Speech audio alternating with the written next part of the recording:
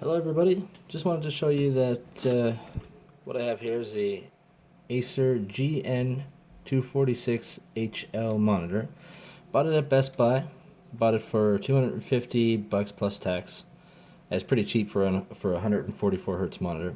As you'll see, it has Lightboost.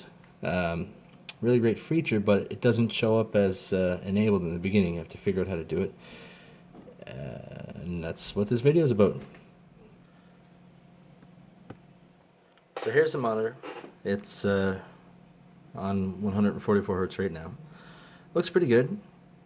If I click the button down here, you'll see that there's where Lightboost would be, and I have no option to do it. When I go to enter, it only gives me an option to do the 3D notification, but I can't adjust anything up there for Lightboost.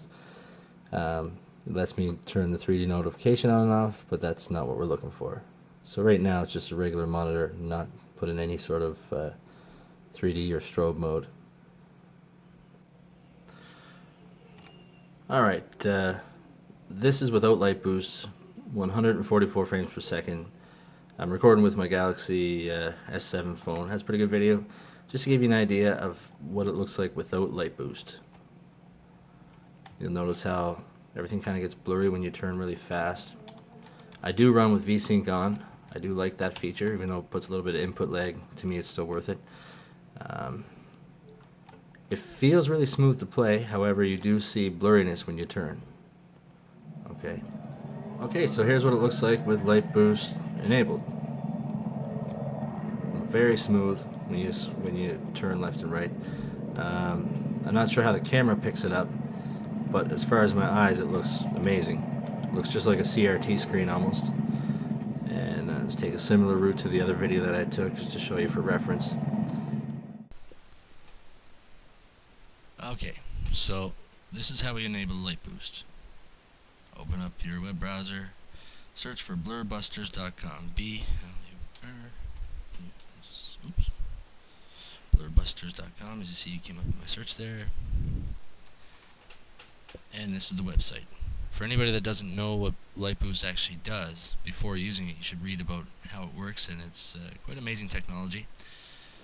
In this case, we go to Motion Blur Hub, down here, Lightboost Classic, and How to Lightboost Activation. What you need to do is download 3 files. First one that we're going to use is the ToastyX Custom Resolution Utility. Click here, download it.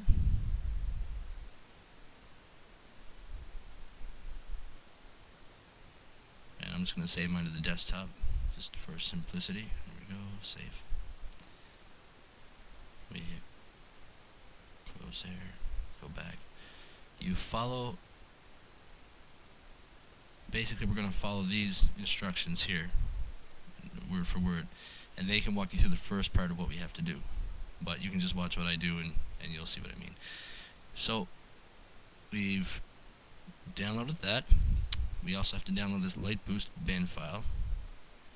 Save as to the desktop for me. You can save it wherever you want. That's done. And it's really important that we remember to change to this here. I'm just going to copy so I don't forget what it is. This is going to be the ID for the monitor once we set it up. Okay, so we got those files. The other thing we want to do is click on right here, the Easy Lightboost via ToastyX Strobe Light app. We're going to download that.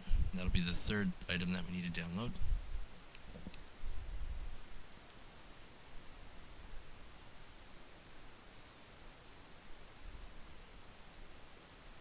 Okay, once we have all that, then it's quite simple. We'll close all our stuff. Alright, so here we are. We've extracted both of these folders, the CRU and the strobe light. We start off with the CRU method, and click on this one.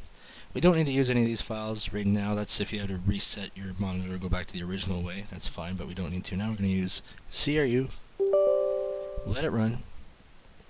We hit edit, paste in the ID that we copied before. There we go. And we hit OK. Import. Now we take that bin file that we downloaded hit open. That puts it there with our refresh rates. And all we do is hit OK. So now that that's done, what we do is restart.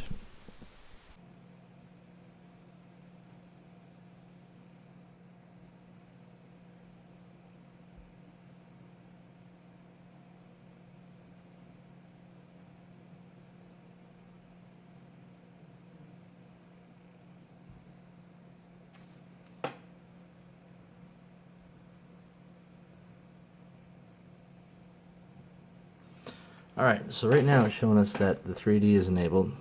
However, it's still not ready to use. So now if we go into this, we have the option to turn our light boost up or down. It's strobing now. We don't need to adjust this yet, and that's actually a good place for it when we do wind up finishing all this. The next step involved here is to run the Nvidia control panel. We go down to where it says Setup Stereoscopic 3D, and we run the Setup Wizard.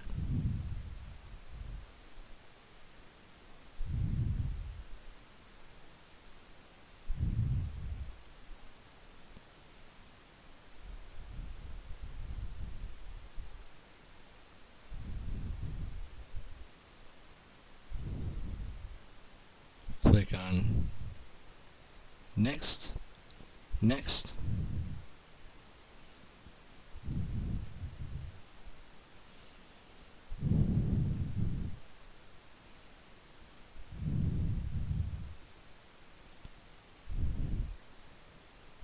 Next, exit. Exit again, just takes us back out.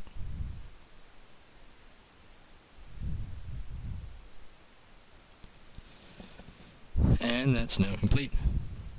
Let's double check our resolution.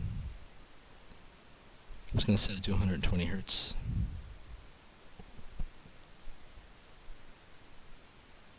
Now Lightboost is almost fully set up. You could leave it like this and go with it, but that's not where we finish. Notice how this isn't the name of our monitor anymore, so we're going to go back and change it back. So I close this. I'm going to do one more restart. Okay, so we've done the restart. Our light boost has been enabled. If you go into the menu on the actual monitor, you'll see you can now adjust it if you want. But the next step for us to do is to open up the CRU. Oh, wrong folder. I meant to open the one that's unzipped. CRU 1.3 again. Open the program. Hit yes.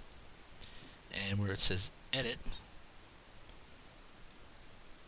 we reset it back to the original. Hit OK.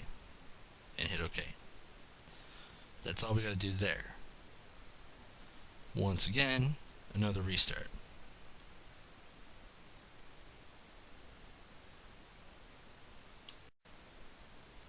So here we are, we've done our restart, and now what we're going to do is the last part. We'll do one more restart after this, believe it or not, but you open up the strobe light method folder, and you don't need to worry about this file. This one here is something that you could use if you want to toggle it on and off, but generally all you got to do is switch your frequencies from, say, 144 Hertz to 120 or 110, and you can go from strobe to not strobe quite easily without having to use this, so I don't even bother.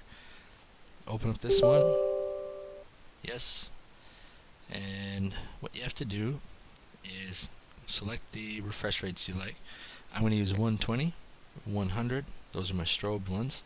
I'll deselect 121, I don't need that, and I'll have 144 in there as if I want to go let the monitor do its full 144 Hertz, I switch to that, it's just not strobed.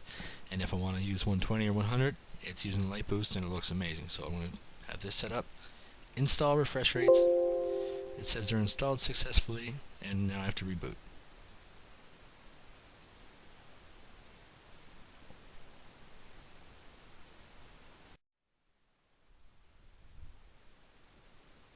So here we are, we've restarted.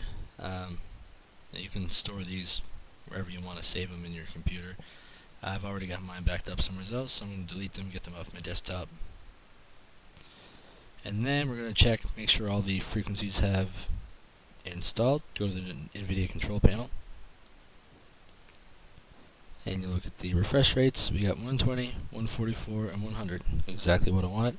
Now if I switch to 144, that'll be unstrobed and just running normal at 144 Hertz.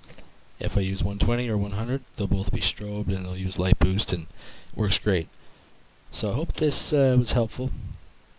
And you notice up here as well, our monitor has the proper identity again. So I don't know if it really makes a difference or not. I feel like it has. Maybe it's subliminal, but when I change it to this, things look a bit smoother. So that's why I do it.